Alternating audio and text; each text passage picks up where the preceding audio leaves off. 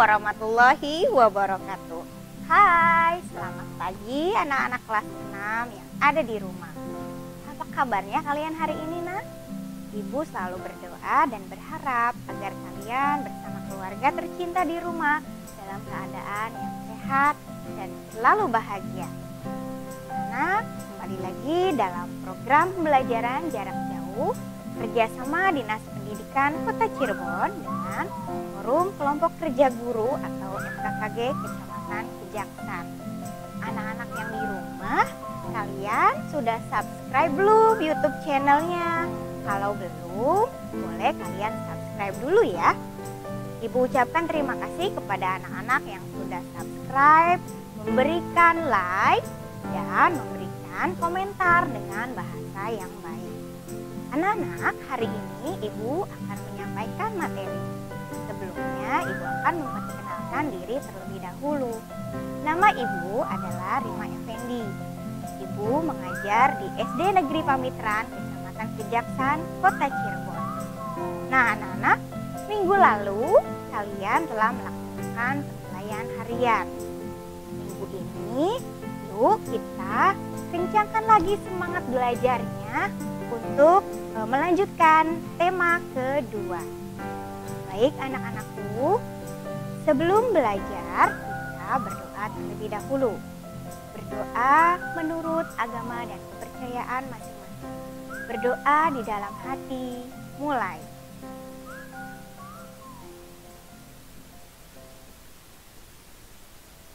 Berdoa selesai. Anak-anak, jangan lupa selalu awali kegiatan apapun dengan berdoa. Karena dengan berdoa, semoga Allah Subhanahu wa Ta'ala selalu melindungi kita dan apa yang kita perbuat menjadi sebuah ladang pahala. Amin ya Rabbal Alamin. Nah, anak, hari ini Ibu akan menyampaikan materi tema 2, persatuan dalam perbedaan.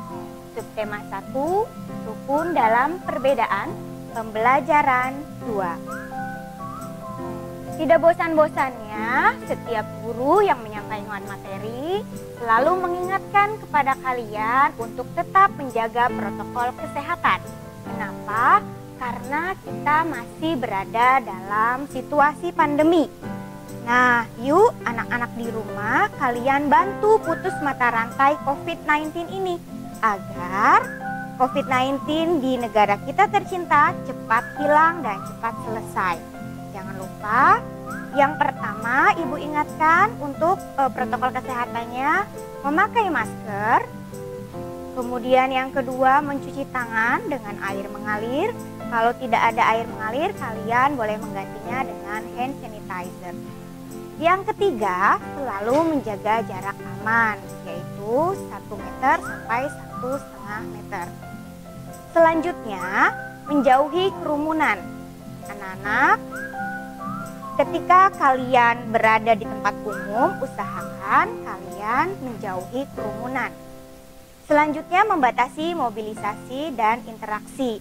Nah, untuk yang terakhir ini, Ibu sarankan kalian lebih baik stay at home atau berada dalam rumah saja. Baik anak-anak, hari ini materi yang akan Ibu sampaikan yang pertama PPKN, yang kedua adalah SBDP. Tujuannya, materi PPKN melalui gambar dan teks bacaan peserta didik mampu menuliskan contoh tentang pengalaman hidup rukun dalam kehidupan sehari-hari dan manfaatnya sebagai wujud semangat persatuan. Dalam muatan pelajaran SBDP, tujuannya setelah mengamati video, peserta didik mampu menyebutkan pola lantai pada tarian daerah dengan benar. Nah, anak-anak, di layar handphone kalian atau di layar laptop kalian, di situ ada pelangi. Kalian lihat, pelangi terdiri dari banyak warna. Ada merah, ada jingga, kuning, hijau, biru, nila, dan ungu. Walaupun pelangi terdiri dari banyak warna, tetapi pelangi terlihat indah, bukan? Nah, sama seperti negara Indonesia kita tercinta. Walaupun negara Indonesia mempunyai banyak keragaman, tetapi itulah yang menjadikan negara kita terlihat begitu indah dan mempunyai ciri khas dari negara lain. Sekarang, yuk kita lihat persatuan dalam perbedaan. Yang pertama, di sini Ibu akan memberikan contoh. Di lingkungan keluarga besarmu, mungkin ada anggota keluarga yang berasal dari suku yang berbeda. Nah, anak-anak, mungkin ada beberapa keluarga besarmu, contohnya misalkan seperti kakakmu menikah dengan orang Padang, atau uakmu menikah juga dengan orang Kalimantan. Nah, nanti dari faktor perkawinan tersebut akan menghasilkan anggota keluarga baru dari suku yang berbeda. Kemudian yang selanjutnya, di lingkungan masyarakat pasti memiliki adat dan budaya yang berbeda pula di setiap daerahnya. Contohnya di gambar ini ada terlihat jelas pakaian adat dari orang-orang yang ada dalam barisan itu berbeda-beda ya nak ya. Nah, kalian tahu tidak pakaian adat yang berasal dari daerah kalian? Harus tahu ya nak ya. Selanjutnya, ketika kita pergi ke provinsi lain, kita akan mendengar bahasa daerah yang berbeda-beda. Nah, Indonesia ini wilayahnya sangat luas dari Sabang sampai Merauke. Yang menjadikan Indonesia berbeda dengan negara lain salah satunya adalah bahasa daerah. Contohnya 1, 2, 3 dalam bahasa Cirebon disebut apa nak? Siji, loro, telu. Sedangkan teman-temanmu di daerah Sunda atau di suku Sunda biasanya menyebutkan hiji, dua, tilu. Sedangkan mereka yang berada di Minang menyebut 1, 2, 3 adalah cie, duo, tigo. Nah, di sini Ibu mempunyai sebuah teks. Anak-anak di rumah boleh sambil membuka buku paket tema 2-nya. Judulnya Perbedaan yang Menguatkan. Sambil dibuka ya bukunya boleh. Kampung Cempaka adalah sebuah kampung transmigran. Warganya berasal dari berbagai daerah padat di Pulau Jawa. Hal itu menjadikan mereka berbeda suku maupun agama. Di kampung Cempaka hiduplah 5 orang sahabat. Ada Asnah yang berdarah Sunda, Utami dari Banyuwangi, Tony seorang anak etnis Tionghoa yang sebelumnya tinggal di Semarang, Wande dari suku Tengger di Jawa Timur, dan Marta anak seorang pendeta yang dahulu tinggal di Solo. Di kampung Cempaka, rumah mereka bersebelahan dan mereka pergi ke sekolah yang sama. Itu sebabnya mereka sangat akrab. Mereka suka bermain bersama dan sering menghabiskan waktu di rumah satu sama lain. Meskipun berbeda suku, kebersamaan begitu kental terlihat dalam keseharian mereka. Bersama anak-anak lain di kampung Cempaka, mereka setiap akhir minggu berkumpul di balai utama kampung. Biasanya, selain berolahraga bersama, mereka juga kerap berkeliling ke rumah warga, membantu melakukan apa saja yang dibutuhkan warga. Kadang-kadang mereka membantu warga lanjut usia, sekadar membereskan rumah atau menyiapkan makanan. Sesekali mereka juga membantu orang tua yang sedang bekerja bakti membersihkan lingkungan. Dari Tony, mereka belajar menari barongsai. Lalu mereka ajarkan tarian itu kepada anak-anak sekampung. Sementara itu, setiap tiba saat panen, Wande dan keluarganya akan sibuk memimpin warga membuat tumpeng gede, yaitu nasi khas dari daerah Tengger yang dibuat untuk mensyukuri berkah Tuhan dalam wujud panen raya. Sikap toleransi yang ditunjukkan kelima sahabat itu memang sekadar berupa hal-hal kecil. Hal kecil dalam keseharian itulah yang mencerminkan kehidupan Bhinneka Tunggal Ika di kampung Cempaka yang kaya akan perbedaan. Mereka hidup damai berdampingan dan tulus saling menjaga. Nah, itu tadi ada sebuah teks yang isinya sangat bagus ya, Nak. Kalian sudah baca juga kan dari rumah? Nah, untuk yang tadi ketinggalan atau belum sempat membaca, kalian bisa membacanya di buku paket tema kedua. Dari teks tersebut, mari kita simpulkan tentang persatuan melalui hidup rukun dalam perbedaan pada bagan berikut ini. Nah, tadi anak-anak di rumah pasti sudah menyimak. Apa perbedaan yang ada tadi, Nak? Apa sayang? Iya, betul. Perbedaannya ada suku, kemudian ada agama. Tadi ada agama apa saja? Ada yang beragama Islam, kemudian ada yang beragama Tionghoa. Selanjutnya bahasa. Sudah jelas karena mereka berasal dari daerah yang berbeda, maka dari itu bahasa daerahnya pun pasti berbeda-beda. Selanjutnya, dari bacaan yang tadi, bagaimana anak-anak tadi menyikapinya? Tidak membeda-bedakan ras, betul, karena kita manusia adalah ciptaan Tuhan. Di mata Tuhan, semua makhluk adalah sama, tidak membedakan warna kulit atau bentuk wajah. Selanjutnya, apa manfaat hidup rukun? Dalam teks tadi apa, Nak, manfaat hidup rukun? Iya, betul. Yang pertama ada rasa aman dan damai. Kemudian terwujudnya gotong royong. Dan yang terakhir pekerjaan terasa lebih mudah. Nah, tadi itu bagan hidup rukun dalam perbedaan dari teks yang kalian baca. Sekarang Ibu akan memberikan contoh hidup rukun di sekolah. Anak-anak yang di rumah pasti kalian sudah sangat rindu ya untuk pergi ke sekolah. Kita berdoa bersama-sama ya, Nak. Mudah-mudahan dalam waktu dekat kita sudah bisa melakukan pembelajaran tatap muka walaupun secara terbatas.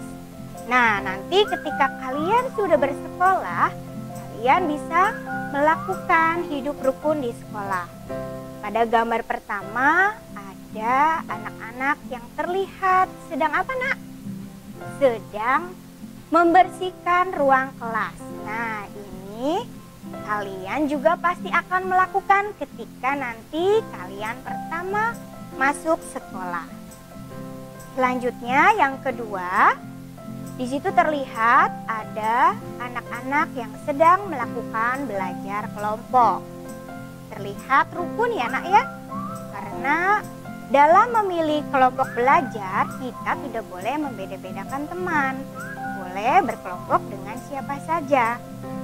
Selanjutnya di situ ada bermain bersama tanpa membeda-bedakan suku atau agama atau warna kulit. Mungkin kalian di sekolah mempunyai teman yang agamanya berbeda atau sukunya berbeda. Nah, biasanya ada juga yang mempunyai kulit yang berbeda. Perbedaan itu bukan untuk menjadi bahan bully ya, atau bahan merundung kalian pada teman-teman. Justru dengan adanya perbedaan kalian harus tetap hidup rukun. Nah, yang terakhir ini kalian bisa juga berbagi makanan pada teman yang lain. Nah, itu tadi contoh hidup rukun di sekolah. Mudah-mudahan anak-anak di rumah sudah melakukan semuanya dari contoh-contoh yang Ibu sebutkan tadi. Kalau ada yang belum dilakukan, ayo kalian harus lakukan nanti ketika kalian bersekolah ya, Nak ya. Nah, selanjutnya sikap yang diperlukan agar terciptanya persatuan dalam perbedaan. Tadi di awal sudah Ibu sebutkan ada macam-macam perbedaan dari keluarga, kemudian dari masyarakat, kemudian di sekolah. Nah, agar terciptanya persatuan dalam perbedaan, yang pertama yang harus kita lakukan adalah mendahulukan kepentingan bersama. Kemudian yang selanjutnya ada rasa peduli. Nah, anak-anak, dari rasa peduli ini nanti akan timbul keharmonisan dalam kehidupan sehari-hari. Nah, yang ketiga, adanya sikap toleransi. Perbedaan tidak menghalangi persatuan. Dengan bersatu, kita dapat melakukan banyak hal. Tadi melakukan apa saja, Nak? Tadi yang dibacaan ada melakukan menari barongsai, kemudian ada bekerja bakti, dan banyak hal lainnya. Nah, dengan bersatu, kita juga bisa melakukan sebuah tarian. Indonesia negeri yang beragam, salah satunya kaya akan dengan ragam tarian daerahnya. Kali ini Ibu akan menampilkan sebuah video, ya, contohnya ada tari lego-lego. Siapa yang sudah tahu tari lego-lego? Oh, belum tahu? Oke, kalau belum tahu, mari kita simak video tari lego-lego dari teman-temanmu berikut ini.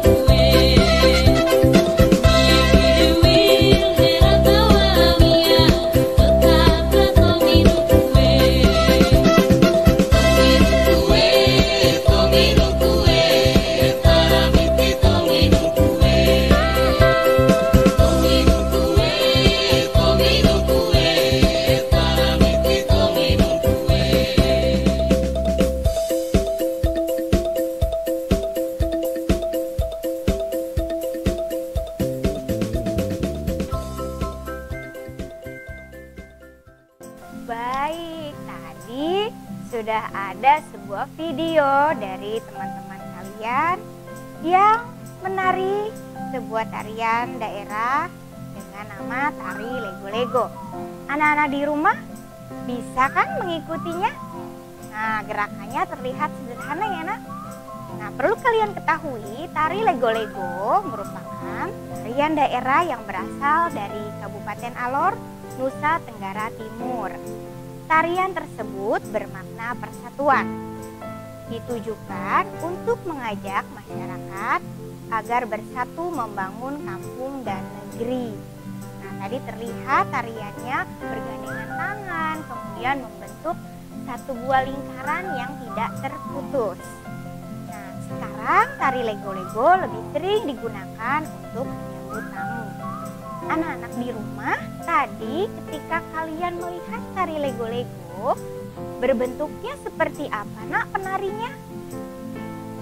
Iya, betul, berbentuk seperti lingkaran. Nah, sekarang Ibu akan menjelaskan tentang pola lantai pada sebuah tarian.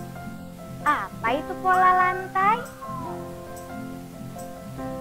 Pola lantai adalah pola dena yang harus dikuasai oleh seorang penari dan berfungsi untuk membuat posisi dalam sebuah ruang gerak. Mari kita menyimak. Posisi dalam menari perlu diperhatikan oleh seorang penari. Pengaturan posisi ini disebut dengan pola lantai. Seorang penari harus memperhatikan perpindahan, pergerakan, dan pergeseran posisi saat menari. Nah, sekarang kita lihat yuk, ada apa saja jenis-jenis pola lantai yang ada. Yang pertama, ada pola lantai vertikal. Pola lantai vertikal ini adalah pola penari yang membentuk garis lurus dari depan ke belakang atau sebaliknya. Karakter pada pola lantai vertikal adalah sederhana tetapi kuat. Seperti ini ya nak ya polanya. Jadi penarinya membentuk garis lurus berjajar dari depan ke belakang atau sebaliknya.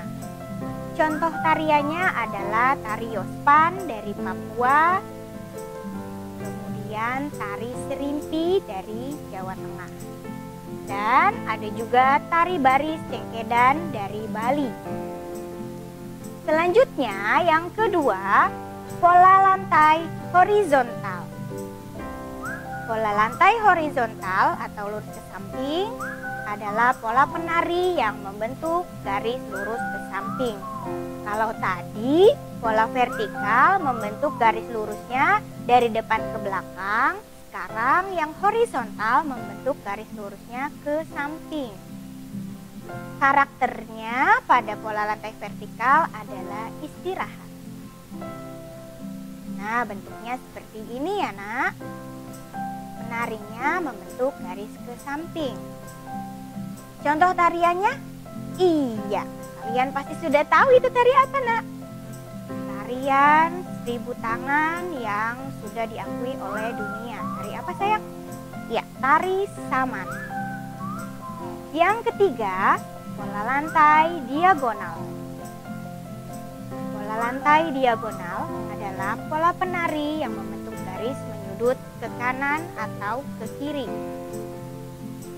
Karakter pada pola lantai diagonal adalah dinamis dan kuat. Nah, seperti ini polanya, seperti huruf X. Contoh tariannya yang menggunakan pola lantai diagonal adalah tari gending Sriwijaya dari Sumatera Selatan. Yang keempat, pola lantai melengkung. Pola lantai garis melengkung adalah pola penari yang membentuk pola lingkaran. Karakter pada pola lantai diagonal yaitu lemah lembut. Nah, bentuknya seperti ini, seperti yang tadi video yang sudah kalian saksikan bersama-sama, yaitu tari lego-lego. Contoh tariannya, tadi yang pertama yang sudah kalian tonton, tari lego-lego, bisa masuk ya nak ya. Kemudian ada tari Mabadong dari Toraja, Sulawesi Selatan. Dan ada tari Randai dari Sumatera Barat. Nah, itu tadi macam-macam atau jenis-jenis pola lantai. Nah, anak-anak di rumah, kalian bisa mencoba langsung atau mempraktekkan macam-macam pola lantai yang tadi sudah Ibu sebutkan. Kalian bisa praktekkan dengan anggota keluarga di rumah atau dengan teman-teman yang ada di rumah. Dari pembelajaran pola lantai tadi kita sudah lihat, kerjasama yang baik harus dimiliki oleh seorang penari agar menghasilkan tarian yang indah. Perbedaan yang dimiliki oleh para penari tidak boleh menghalangi semangat kesatuan dalam menghasilkan tarian yang indah. Nah, anak-anak, sampai sudah kita pada kesimpulan pembelajaran hari ini. Yang pertama, kita dapat mengamati bahwa banyak perbedaan di tengah-tengah lingkungan kita, dan itu menjadikan negeri ini kuat tanpa terpecah, sesuai dengan semboyan Bhinneka Tunggal Ika. Kalian masih ingat bukan artinya semboyan Bhinneka Tunggal Ika? Walaupun berbeda-beda tetapi tetap satu, yaitu tetap Indonesia. Selanjutnya kita sudah mempelajari penari yang berpindah-pindah tempat, memperhatikan perpindahannya, pergerakannya, pergeseran posisi saat menari atau yang disebut dengan pola lantai. Jadi apa saja nak pola-pola lantai? Ada pola lantai vertikal, ada horizontal, ada diagonal, dan ada pola lantai melengkung. Alhamdulillah, pembelajaran kita hari ini selesai sudah. Mudah-mudahan apa yang Ibu sampaikan hari ini dapat bermanfaat untuk membantu kalian belajar dari rumah. Anak-anak tetap semangat ya, walaupun kalian masih belajar dari rumah. Jangan sampai kalian merasa lelah, merasa bosan. Boleh merasa bosan, tetapi yuk kita ingat lagi, kita harus selalu bersyukur dengan keadaan kita sekarang. Kita masih diberi sehat, jadi kita harus tetap semangat walaupun kita masih belajar dari rumah. Anak-anak, terima kasih kalian sudah menyimak pembelajaran Ibu pada hari ini. Ibu mohon maaf bila ada salah kata. Ibu akhiri. Alhamdulillahirobbilalamin. Terima kasih. Wabillahi taufiq wal hidayah. Wassalamualaikum warahmatullahi wabarakatuh. Sampai jumpa.